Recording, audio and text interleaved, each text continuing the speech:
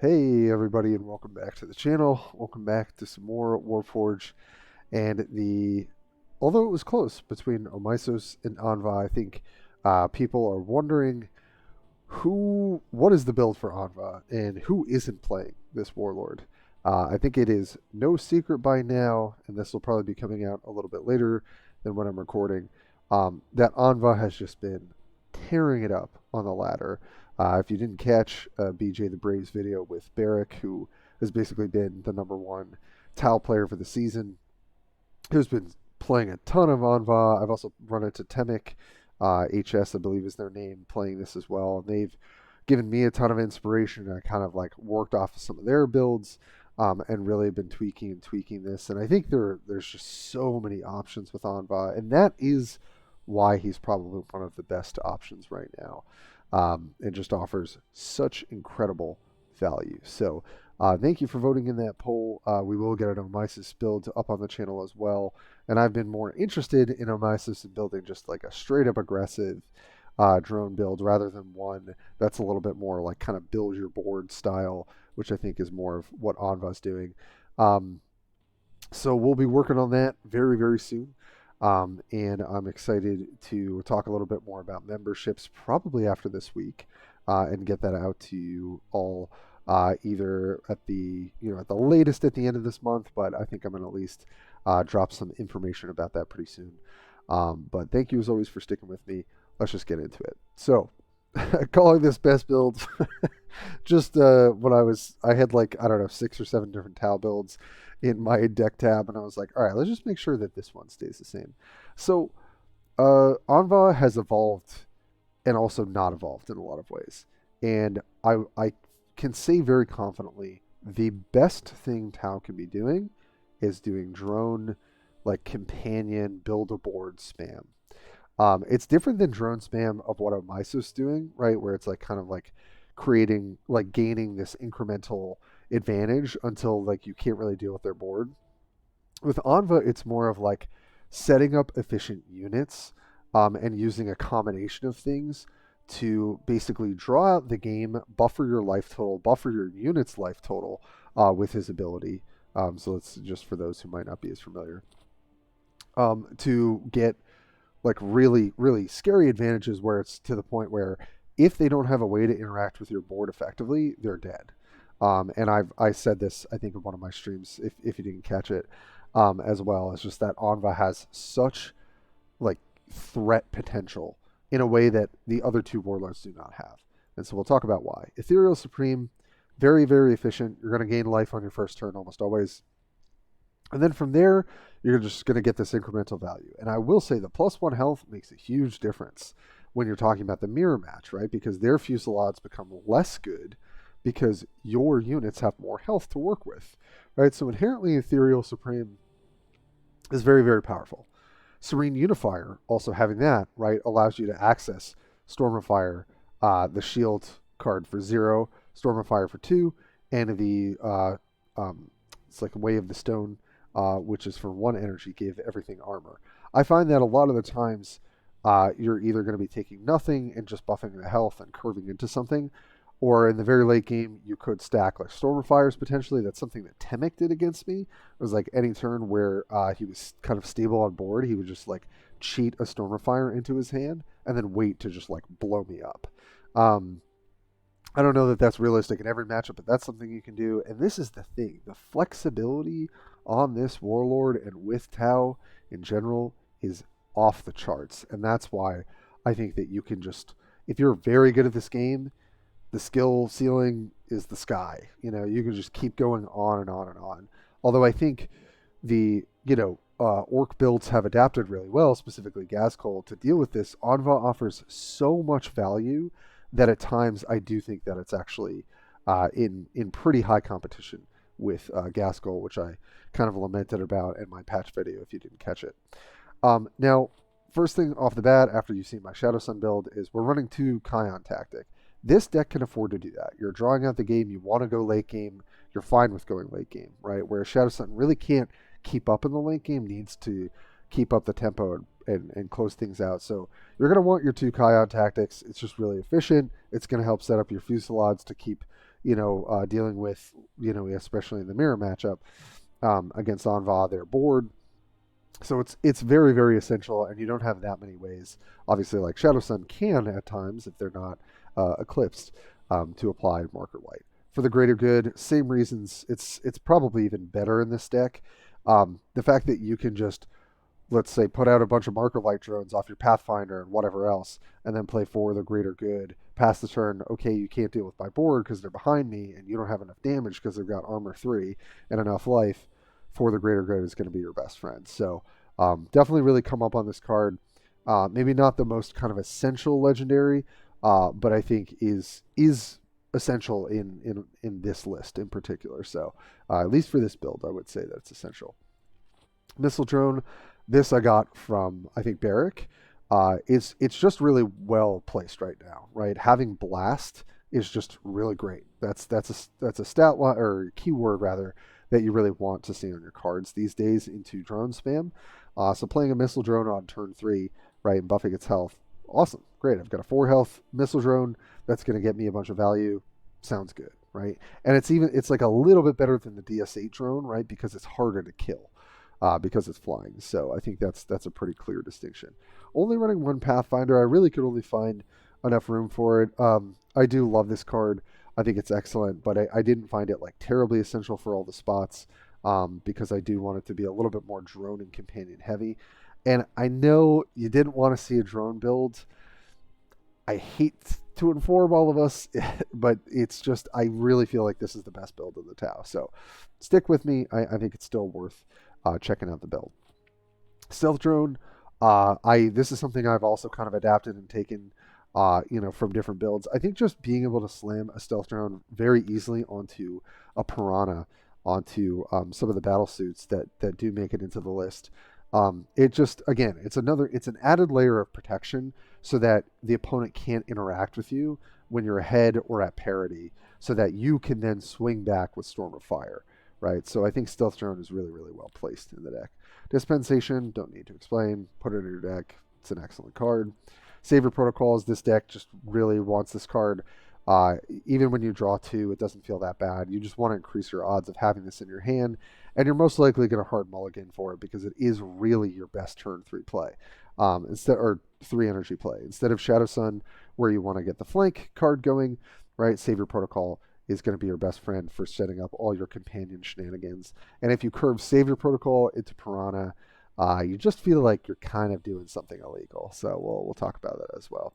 Sniper drone, still just a very, very effective drone. It's a drone you want to see, potentially later in the game, when you can protect it, when you can give it stealth, things like that. And it's just costed very effectively when you have Savior Protocol in your deck already. So, I still think that this makes it in the list. So you'll see what I really struggled with initially was like, how many raw drones do I want to play, and how many companion cards do I want to play? I think that Missile Drone makes a lot of sense. I think Stealth Drone makes a lot of sense. Sniper Drone at times feels like a little greedy to play because it's quite fragile. But I do think that it still makes it in the list for the Sniper Drone. Crisis Bodyguard, exactly what you want. Don't have to say much. Shield, Vanguard, put it in your deck. It's going to do great.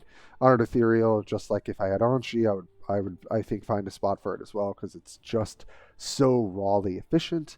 Sometimes not having to pay that 1 energy up front to get to your, which you can cheat, stack those Storm of Fires in your hand, things like that on slow turns on an Ethereal.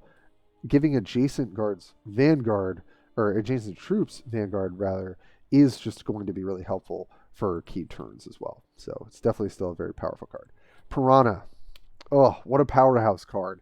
You can play this on turn 6 even by itself and get the full value, right? But when you go Savior Protocol into Piranha, put 3 bodies out, right? 2 gun drones, which are not the best drones, but they're certainly still valuable, especially that early.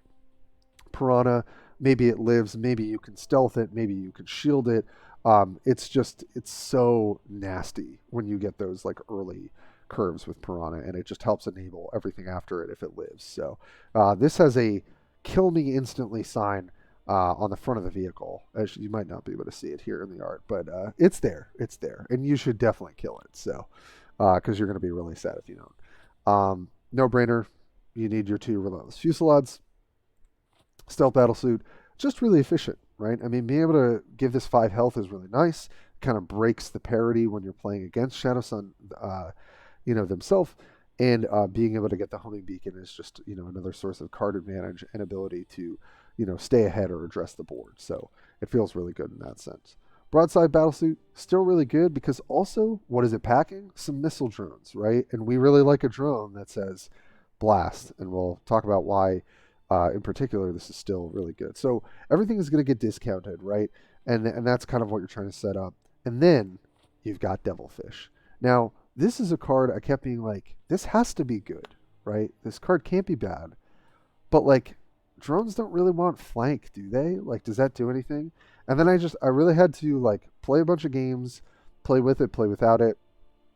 Every time I played into it, it felt really good for my opponent.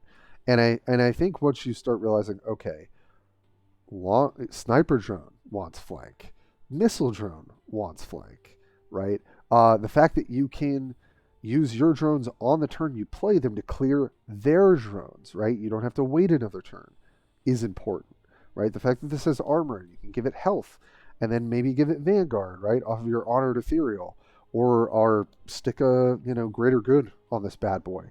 The Devilfish does work, and if you have not tried this in your kind of drone or companion builds, like really all in on that, you should be playing this card.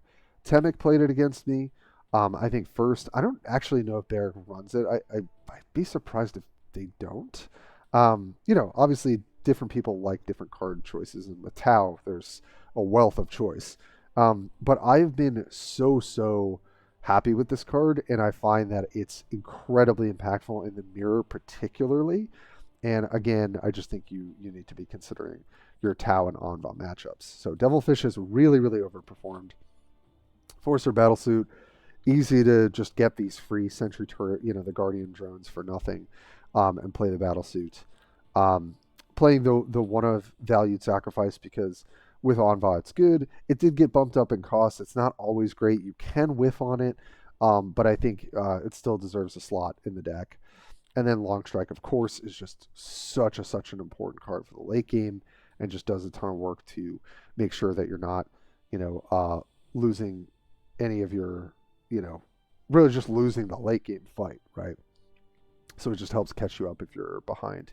So there's spots you can play around with, but I've, aside from maybe throwing it on Shi in here, I've been really happy with this. Now, you'll notice that we're not playing Darkstrider, right? And although I think Darkstrider is very good, I just found that at times with how Aun'va positions, and you want to have things adjacent to him, that it felt really awkward. And I just kind of opted for, like, I think I still just want to really lean into drones rather than playing something like Darkstrider, who, yes, can be really great at certain points. And I think if you're running like DS8 turrets, like if you're kind of changing your build in that way, it could be better. But I've been seeing a lot of chaos where DS8 turrets are a lot worse. And I've just kind of come off it since Squigs got really popular and things like that. So I've really gone more in on the missile drone kind of package, so to speak. So I've been really happy with this build, but again, I think just there's a wealth of options for this faction. It's really incredible how much you can do and how much you can tweak. So I imagine there will be some changes, but other than that, let's hop into a game, and here we see some chaos. So let's go. All right, Fusillade, don't really need early. I'll keep the dispensation. Not going to keep the long strike. Here I'm really just looking for, potentially Crisis Bodyguard, some cheap stuff I can kind of throw out there. Because we can get rushed down, like we're trying to go late. Our late game is pretty hard to match from most decks. Ooh, I like these sleeves. Those are pretty sweet. So here, we could throw out the drone port and buy ourselves a little bit of time.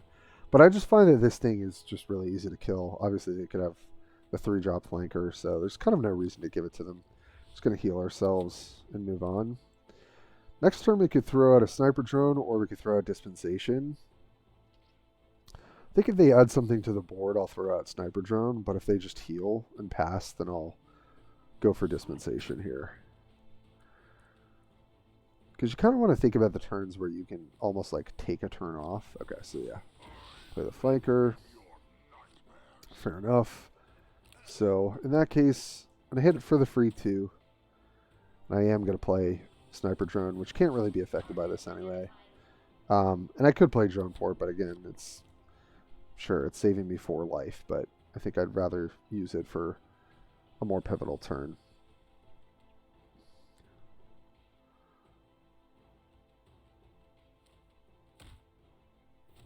All right, so we're down 10 health. I mean, we got to be pretty careful, but things like valued sacrifice can really help us stabilize. Against chaos, it's a little dicey though. They just have a lot of ways to clear wide boards. Yeah, so now is a good time to drop Drone Port because I'd like to save myself from that. So we could Dispensation try and hit something here, but I think honestly what makes the most... It's close, because we could also go Tidewall Drone Port and Stealth Drone this to guarantee that it lives, and then heal. Which actually seems like a pretty good line. I think I like that a little bit better.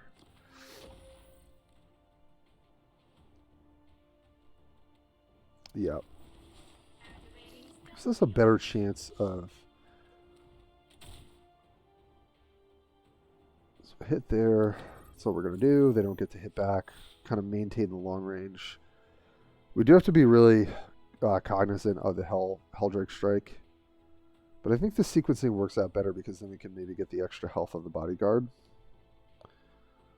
And the only thing they can interact with is the drone. Okay, well, they're going to get to punch us for a lot here, unfortunately. But hopefully we can stabilize. Interesting that they didn't put a Zark Pact prior to attacking. Okay. So they're kind of just accepting that this is dead. Yeah, it's like a fair line. And we can clear everything. So that's very good. And we're just going to hope that everything else can live here. So get the health, get the shields. We can go... here.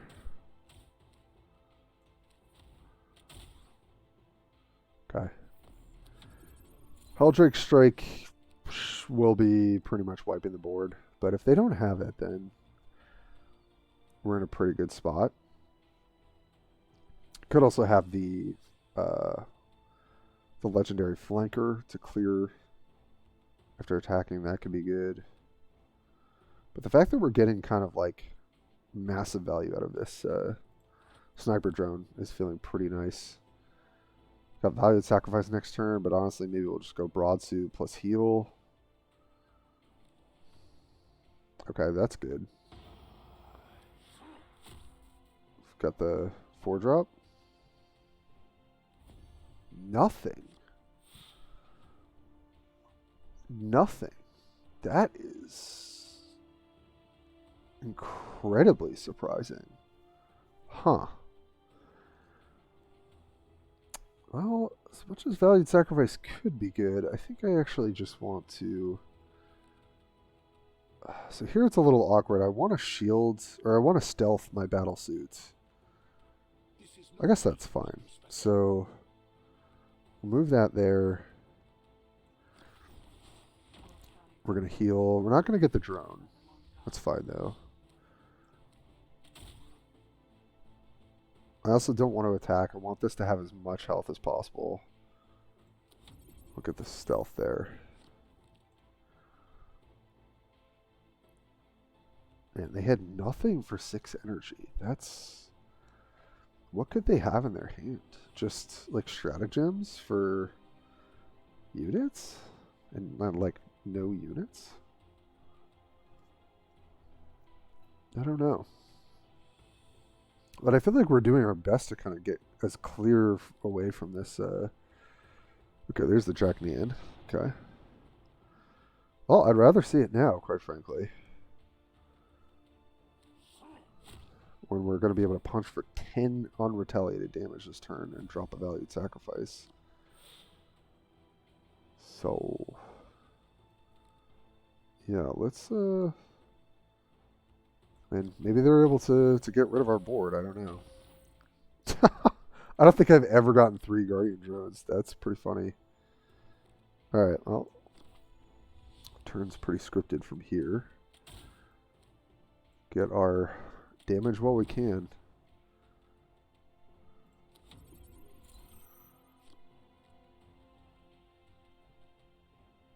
And the next turn, as long as these aren't dead, we just storm a fire.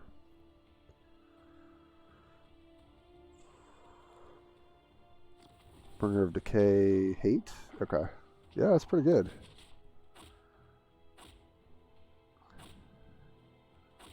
I don't think that's enough, though. Clears 2 Vanguard units, but not 1. Yeah. Is there anything on 1 energy that... No. Yeah. Should be GG. Yep. And now you just storm a fire, right? Because that's 8 plus 6 is 14. So this is... I mean, this is why this deck just feels like illegal sometimes, you know? Like, this is probably the deck I would use to climb. It's like, oh, do you have a turn where you can't answer me? Great, you're dead.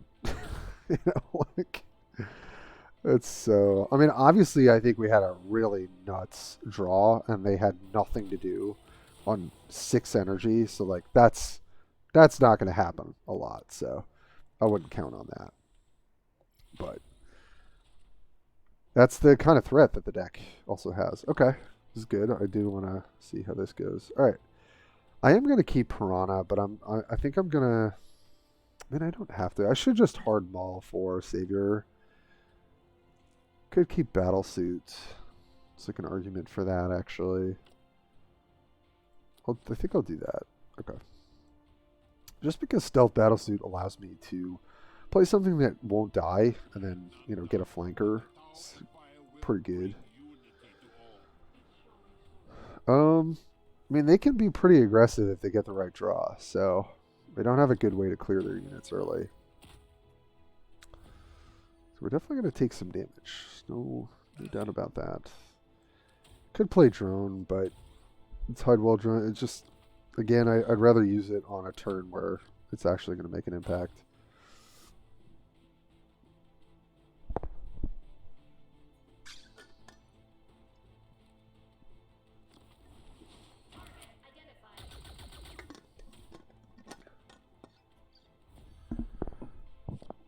Okay. Well, got a tough decision here. Taking 8 from this thing is a real bad deal, but there's kind of no way to avoid that. Because if we don't take off the long range, we're in trouble. So I think we kind of just have to bite the bullet here. And I'm just going to go for the value on... This is a turn where I could go for the Tidewall. Yeah, I think this actually makes a little bit of a difference here. Okay, that's good. I was hoping it would hit my face, not hit the units. Because this gives us a chance of actually protecting the missile drone.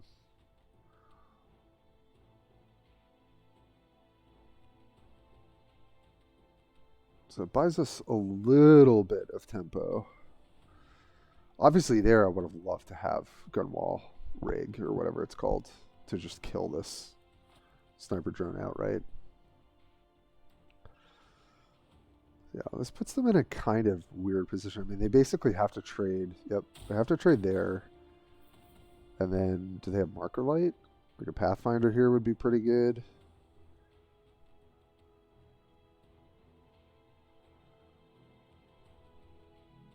Can feel the difference between Shadow Sun because I don't have the ability to clear 3 health units so easily. Yeah, it's a good one. It's a good one to hit. Alright, so they're going to ensure that this dies. Might as well poke in for a damage because it's going to die.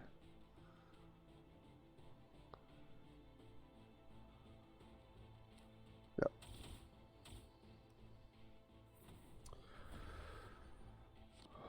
So my answer is probably just going to be my own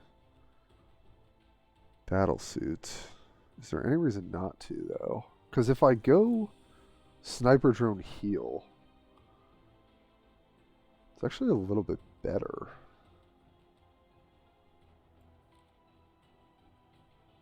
Yeah, I think this is slightly better. Punch in for the 2.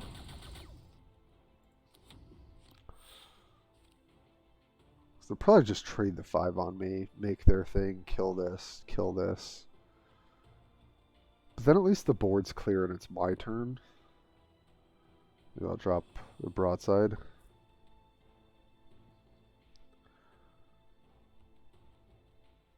So these cheaper drones also, like, with the health buff from Supreme Ethereal, is like not bad. Because the other way they could do it, they could punch for 2, take 4 damage. Okay. Yeah, this makes more sense.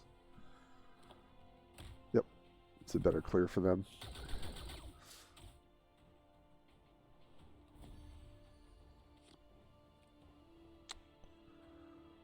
Well, I think as much as I hate to use Kion tactics in this sort of tempo way, I think it's the best way of us trying to start getting ahead in the game. So I think we're gonna do it. This allows us to trade here, and then we can play our stealth suit, which they can't interact with.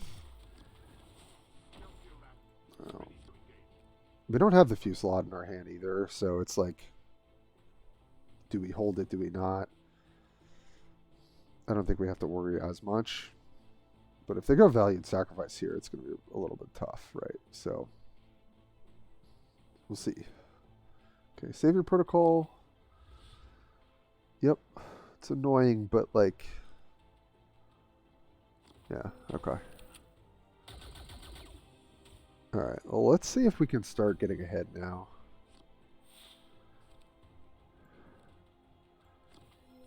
Do this. And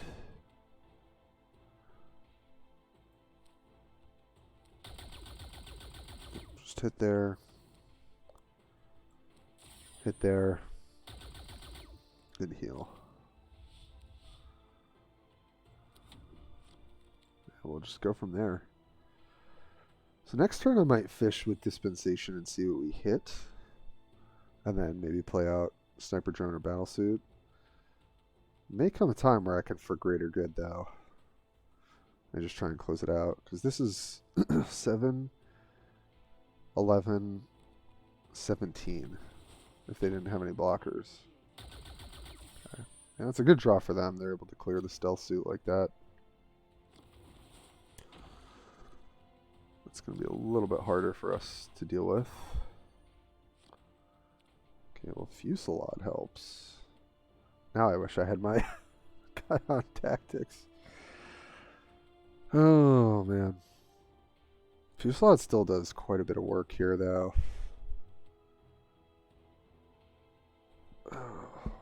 What are the other options? If I could get my own Enforcer drone, that would be kind of decent. But not going to solve the issue either. 4, 2, I take 5. And then I drop these 2.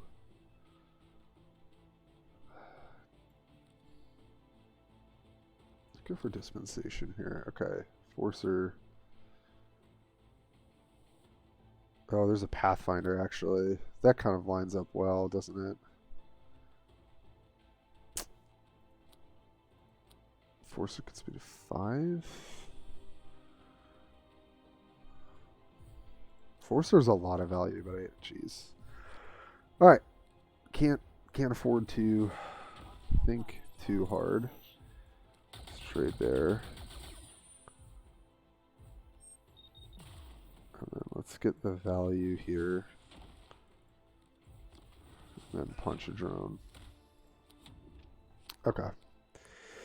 Oh, that was tough. I mean, Enforcer allows us to clear, but we take more damage. I don't know. I mean, as long as they can't do too much clearing here, maybe we'll be okay. Yeah. We're going to really need Kion tactics, though.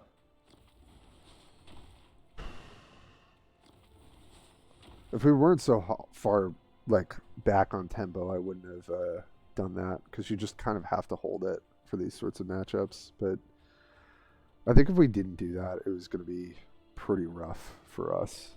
We would have guaranteed taken 4 and then had to trade another unit for it. But maybe that was correct. The more that I think about it. Just felt like the best way to kind of turn the tempo. I was kind of afraid they had that. But we can greater good their next turn. And hopefully be okay. Oh man, I was hoping the marker lights would go on them. Okay. So how much energy we have to work with? And what's going to allow us to close out the game the next turn? Okay, so if we Fusillade, it's also going to take out some stuff. But I think we just need to put units on the board to try and win with. And then Fusillade next turn. So the most... It's probably just Battle Suit, Heal, Greater Good. Chip in for 3 damage. But then they... Oh, they don't have Stormfire unless they've just got it in their deck. Question is, do they have it?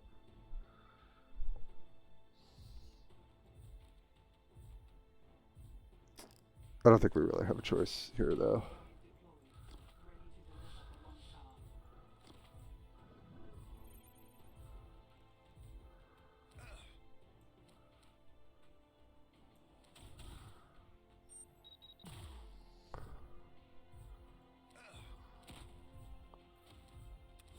Oh, I missed the point of damage. Dang.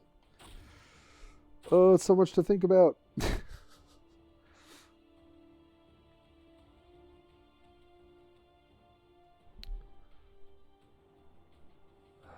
Oh, it just comes down to how much Vanguard can they put in our way. I think it's probably enough, though. I just have to kind of pray that the marker lights hit the way we need to. I think if the marker light does hit him, we might have it. Depending. If they go to 1 health, we know that we lost off of not being fast enough. But it's kind of how it is sometimes, unfortunately. Yeah, the fact that they played Greater Good, but we had Greater Good to follow up is just the best thing we could have done. Armor 3 should mean that we're okay here at 18 health as well. So they drop a sentry turret. That takes 1 of our units to clear. So it's really, if they can drop like multiple Vanguard units, we might just be done. Okay, that's not Vanguard. Oh, they have Fusillade. Yeah, that might be enough.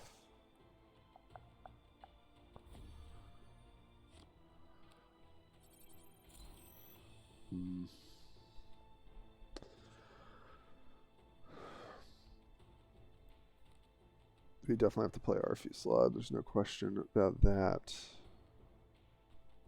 So I guess let's just do that first.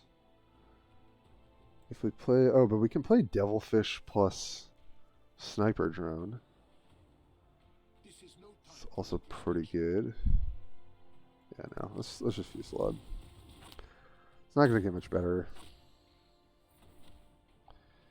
Okay. And what are we doing? Could go Devilfish, or...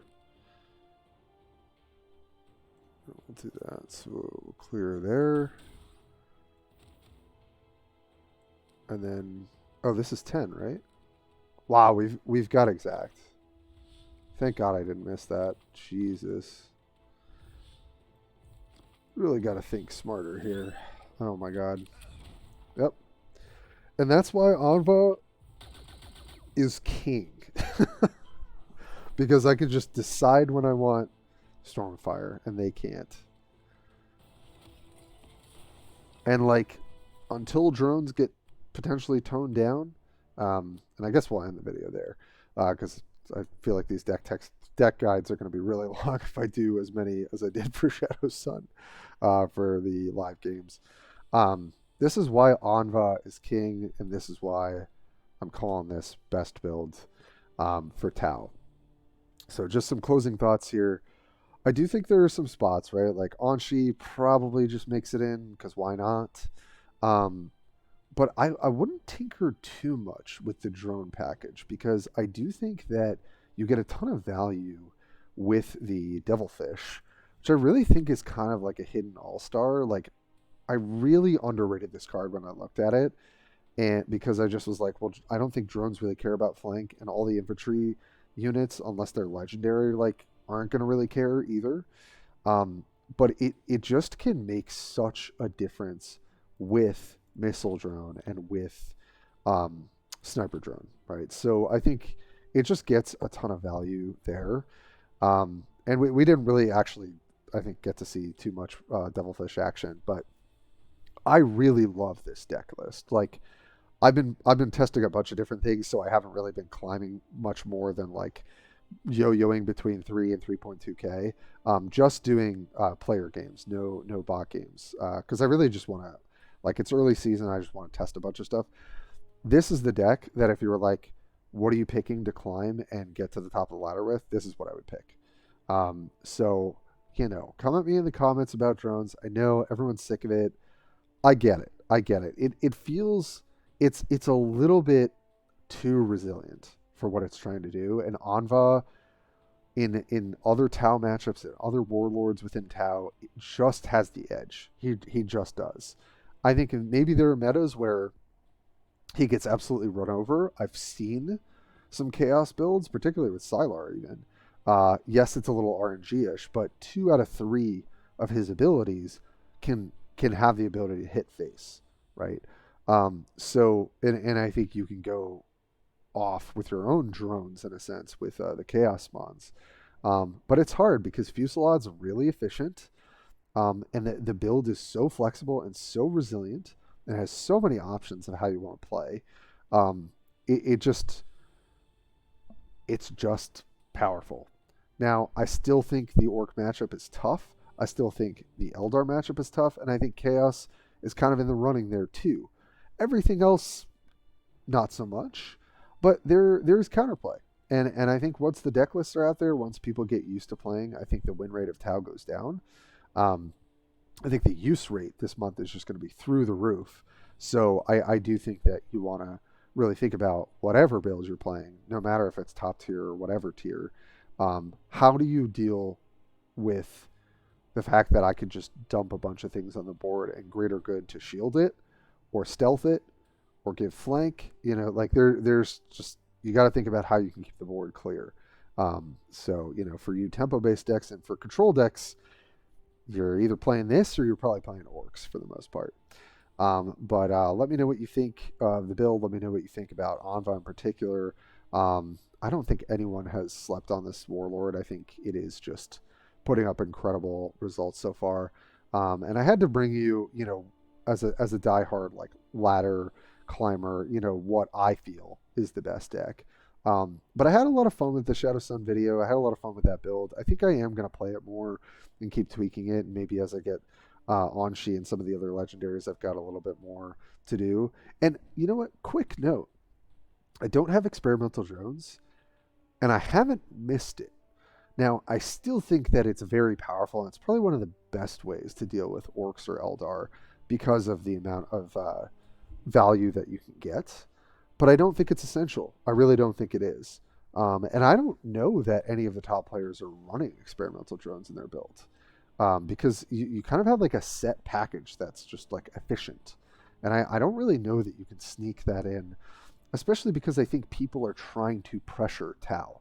Now that it got nerfed to 5 energy, it just might not be good enough. I think there's an argument to be made it might be good enough in Omysos, right? Because you can kind of like pump out drones, so to speak. And then Aun'va has a little bit of a benefit because he can give health, but I don't know. It's not a card quite frankly I've really missed. Yeah, that's what I got for you guys today. Definitely hoping to get as much sort of deck building content out there. We're definitely going to move from Tau. I think the second most voted was Eldar, and then I think close behind that was like maybe Chaos. And I'm kind of interested to try some Chaos builds, although I'm a little low on Chaos cards. So, we'll see what we can do. So, let me cut it there. Thanks so much for sticking with me, and as always, I will catch you guys next time.